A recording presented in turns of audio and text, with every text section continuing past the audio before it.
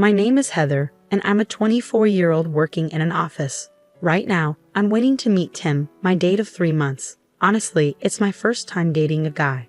I grew up in a rural area surrounded by endless farmland. Sometimes it seemed like there were more raccoons around than people. Moving to the city was a shock, with all the tall buildings and busy crowds. My upbringing was quite strict.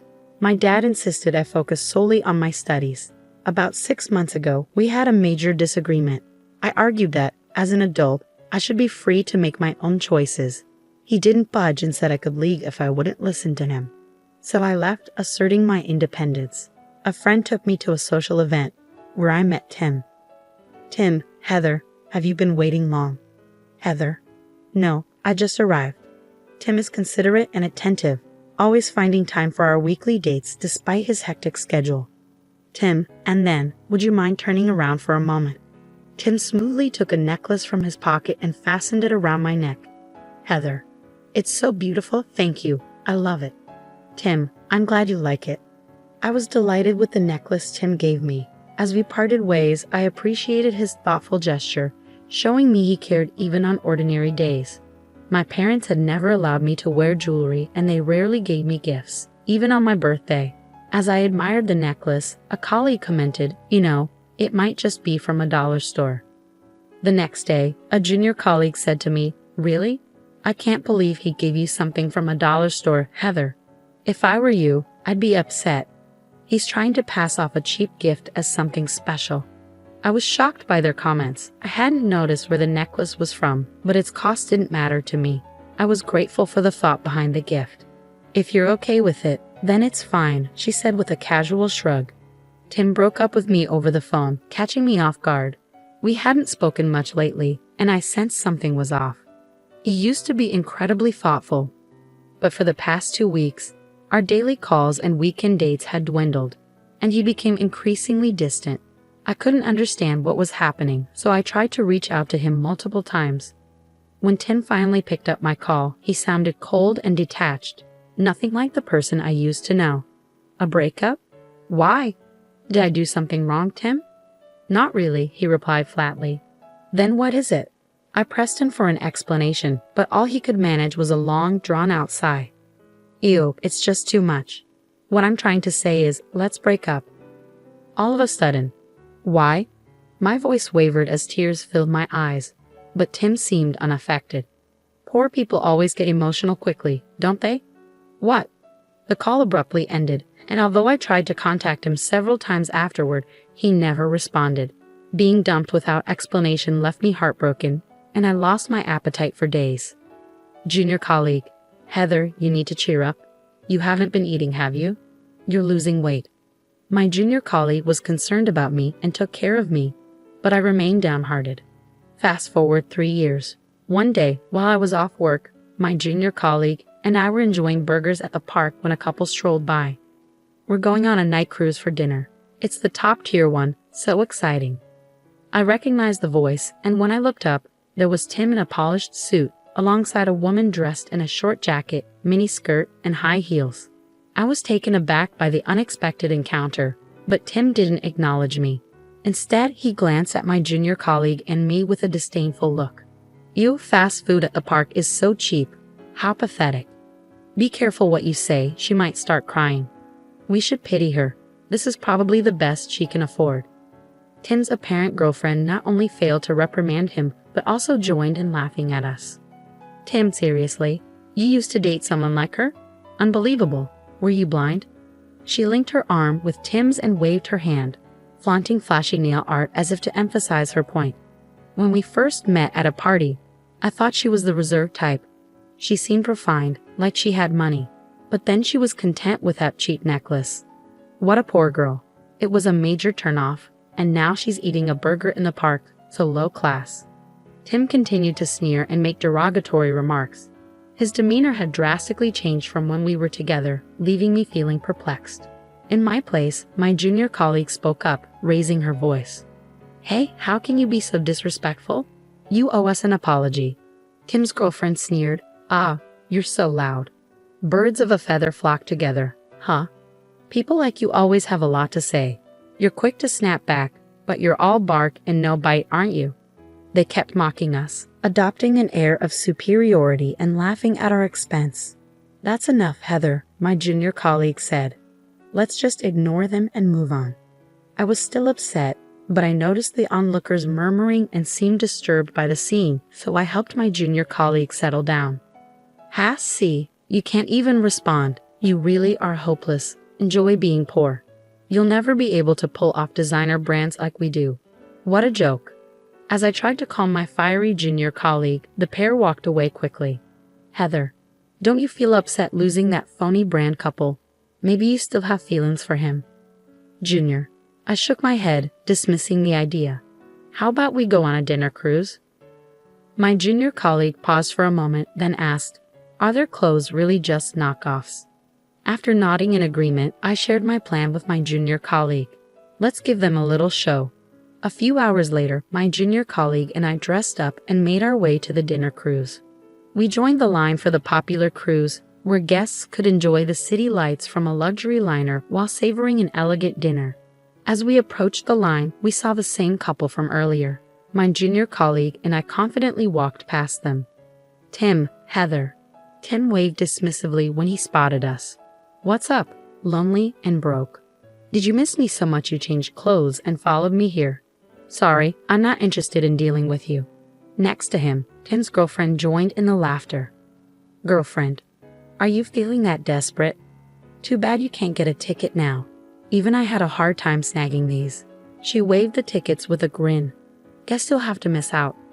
My junior colleague, in a playful mood, pulled out our tickets from her purse.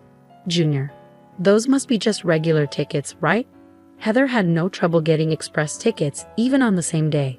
What? Not just express tickets, but the top-tier premium suite tickets. Aren't those worth several $1,000s? Seeing their shocked expressions, my junior colleague couldn't help but grin.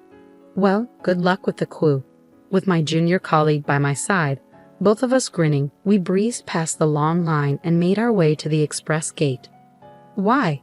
What's up with your friend, Tim? She's not just some ordinary woman, is she?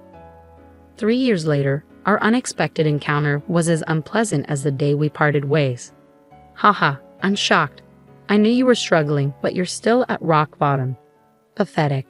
Breaking up was definitely the right move. Tim, momentarily taken aback, glanced at me, my junior colleague, and the burgers we were enjoying, then sneered. Wait, Tim, you used to date someone like this? Unbelievable. Were you blind?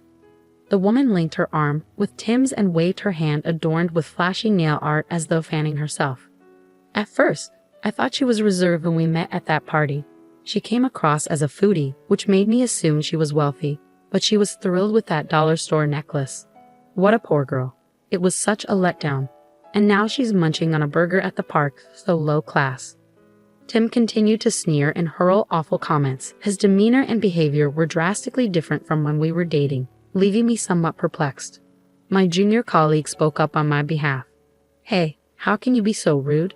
You should apologize right now. You're so bothersome. You really fit in with your friend. People like you always have a lot to say. Sure, you snap back quickly, but at the end of the day, you're just all bark and no bite. They kept looking down on us and laughing with a condescending attitude. That's enough, Heather. Let's just pay them no mind, said my junior colleague. While my junior colleague was still visibly upset, I noticed people around us whispering and looking uncomfortable, so I tried to calm her down. Ha, look at you. You can't even respond. You're truly hopeless. Enjoy being poor. It's clear you'll never afford designer clothes like us. What a shame. As I was settling down my fiery junior colleague, the pair briskly walked away. Heather, aren't you bothered by losing out to that couple of phonies? Maybe you still have feelings for him. Junior, no, I shook my head, signaling that her assumption was incorrect. Would you like to go on a dinner cruise? My junior colleague was momentarily surprised and asked, wait, are their clothes really fake? Once I nodded, I shared my plan with her. Let's put on a little display. A few hours later, after my junior colleague helped me get ready, we made our way to the dinner cruise. There was a long line for the sought-after cruise, where guests could enjoy city lights from a luxury liner while savoring an elegant dinner. When my junior colleague and I spotted the couple from earlier in the line, we walked right past them. Tim. Heather. Tim dismissively waved his hand when he saw us. What's going on? Broken and lonely? Miss me so much you decided to follow me and even change your outfit? It's not going to happen. I can't deal with someone like you. Next to him, Kim's girlfriend also burst out laughing. Girlfriend? Did you miss him that much? Too bad you can't get a ticket now. Even I struggle to snag this one. She waved her tickets, grinning smugly. Too bad for you. My junior colleague, still in good spirits, reached into her purse and pulled out our tickets. Junior. Those must be just standard tickets, right? You had a hard time with those. Heather, on the other hand, can easily secure express tickets, even on the same day. What? Not just express tickets, but the top-tier private suite tickets. Aren't those worth several $1,000s? Seeing their astonished expressions, my junior colleague smirked. Good luck waiting in line. With my junior colleague grinning beside me, we skipped past the long line and headed to the express gate. What is going on? Tim, who is she? She's not just some ordinary person, is she?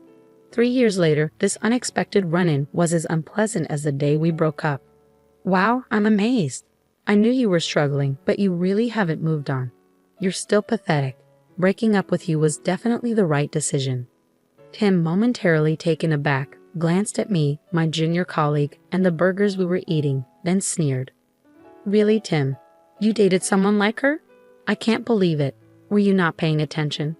His companion linked her arm with Tim's and waved her hand, showing off flashy nail art.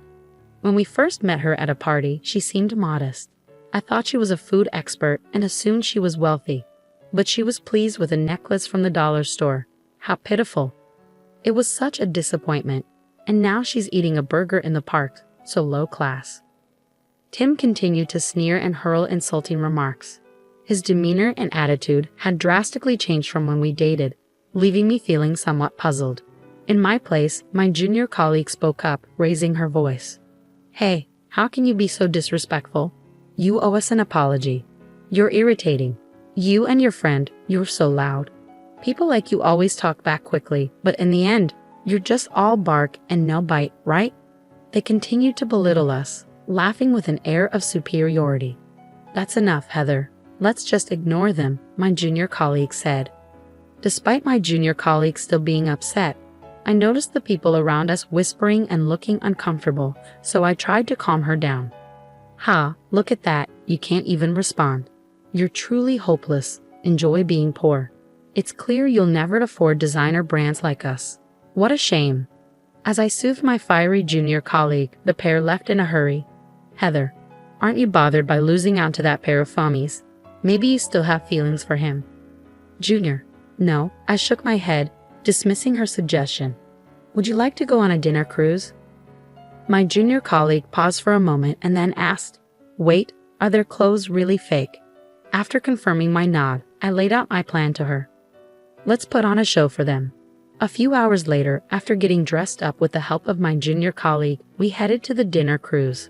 The line was long for the popular cruise, where guests could admire the city lights from a luxury liner and enjoy an elegant dinner. When we spotted the same couple from earlier in the line, my junior colleague and I confidently walked past them. Tim. Heather.